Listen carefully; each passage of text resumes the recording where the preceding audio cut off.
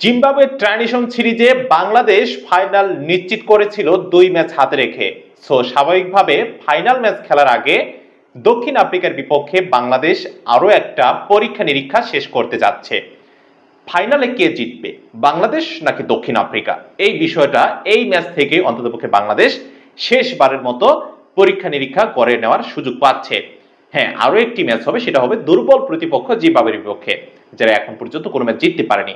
So সেই ম্যাচটা যেহেতু বাংলাদেশ এখানে হট ফেভারিট থাকবে জিম্বাবুয়ের বিপক্ষে, বাট দক্ষিণ আফ্রিকা অনূর্ধ্ব 19 দলের বিপক্ষে বাংলাদেশ কিন্তু অনেকটাই মনে হচ্ছে দুর্বল। লাস্ট ম্যাচ আপনারা দেখেছেন, এবং একটা 15 মিনিটের ম্যাচে দেখা যাবে বাংলাদেশ এখানে নিজেদের শক্তি পরীক্ষায় কতটুকু স্ট্রং ভূমিকায় থাকে, কতটুকু উন্নতি করেছে এই 2 দিনে। এই বিরতির সময় বাংলাদেশ কতটুকু নিজেদেরকে ঝালিয়ে নিল, কতটুকু প্র্যাকটিস সেশনে সময় দিল। এখান থেকেই বোঝা যাবে ফাইনালে বাংলাদেশ চ্যাম্পিয়ন হবে নাকি দক্ষিণ আফ্রিকা চ্যাম্পিয়ন হবে। কারণ এই দুটো দলই কিন্তু ফাইনালে আগামী 10 আগস্ট মুখোমুখি হবে। সো 10 আগস্টের আগে বাংলাদেশ শেষবারের মতো দক্ষিণ আফ্রিকা অনূর্ধ্ব 19 দলের বিপক্ষে নিজেদের পরীক্ষা নিরীক্ষা শেষ করার সুযোগ পাচ্ছে। এটা বাংলাদেশের জন্য একটা বড় সুযোগ।